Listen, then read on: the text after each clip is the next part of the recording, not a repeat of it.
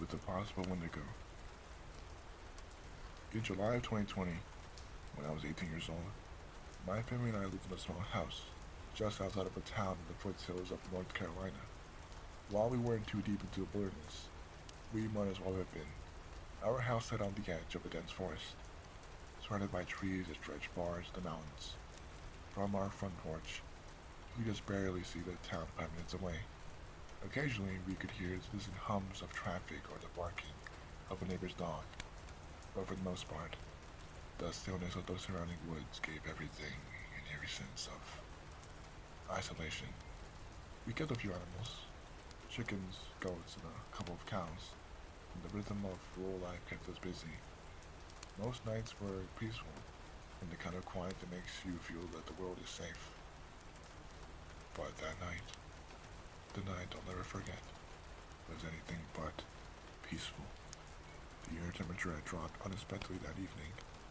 In the midst of July, when it should have been a sweltering, the air had turned frigid. It was 30 Fahrenheit, too cold for this time of year, especially in the south. The chill in the air was unnatural, a sharp bite that made my skin prickle. It felt as if the night itself had somehow grown colder, as if somewhat or something was going wrong. I was sitting in my living room, idly scrolling through my phone when I realized I had left my charger in the car. I debated going out for a second, but the thought of slipping out into the natural cold nagged at me. But finally, I stood up and headed to the door. When I stepped outside, the frigid air hit me immediately. My breath misted in front of me, but it wasn't a typical summer night coldness. It was bone-chilling, the kind of cold that sinks deep to your bones and doesn't let go. The silence around me was absolute.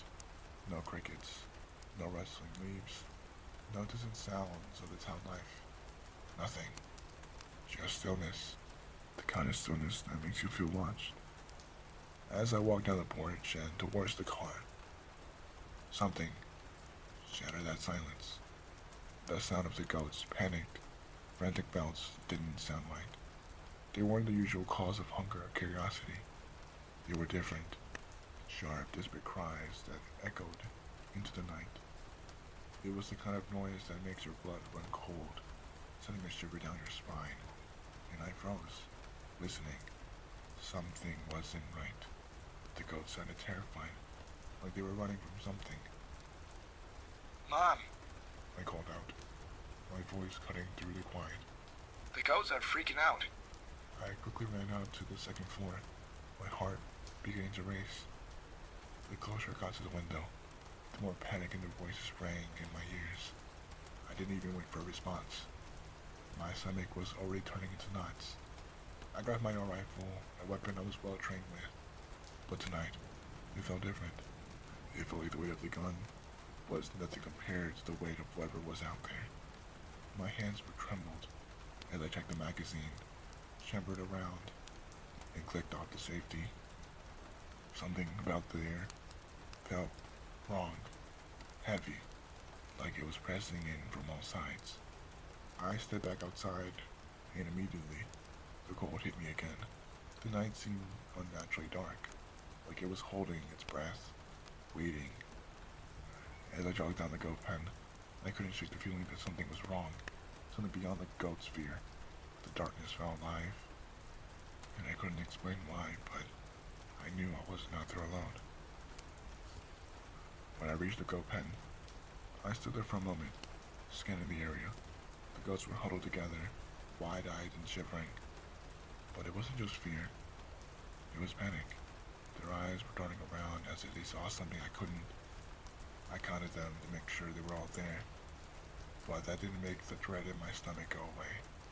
The pen seemed too quiet now, and deep, oppressive silence surrounded me.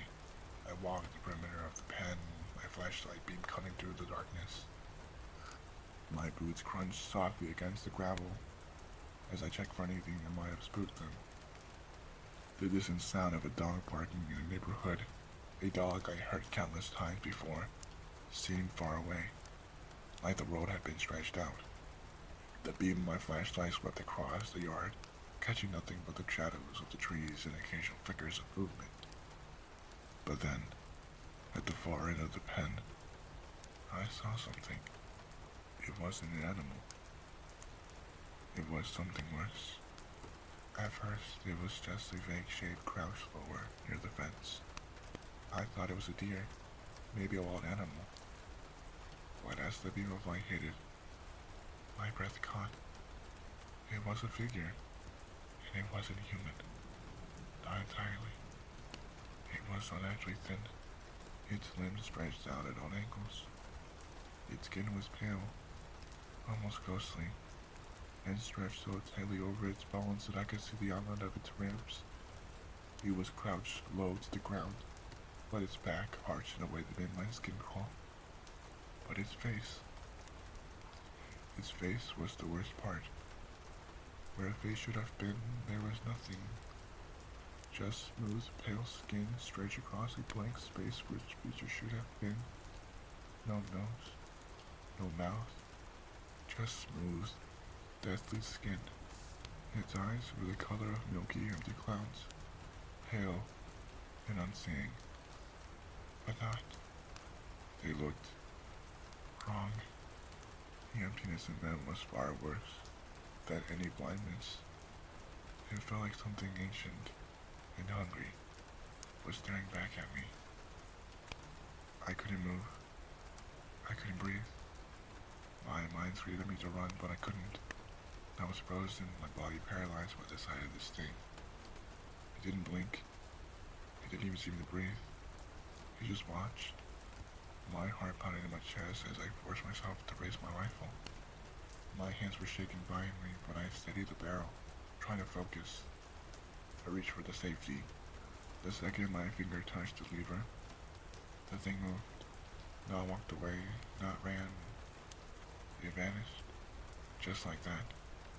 One moment it was there, crouched, watching, and the next it was gone.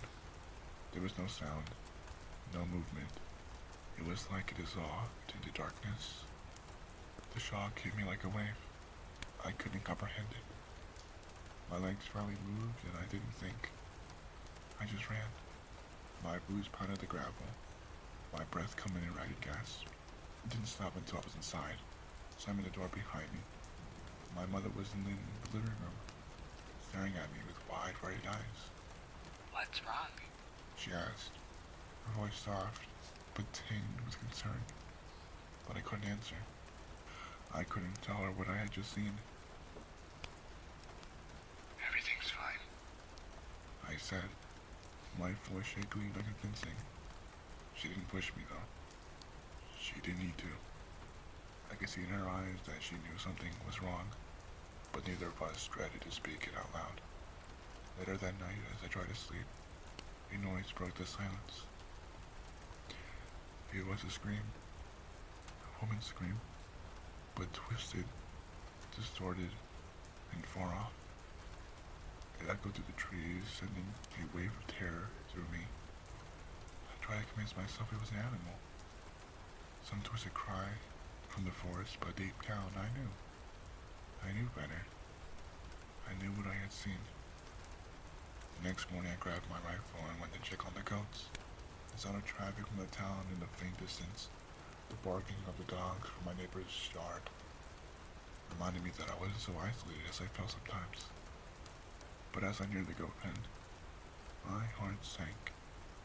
The dirt around the pen was disturbed, like something had dragged itself to the ground as I walked the same path I had taken the night before. I froze.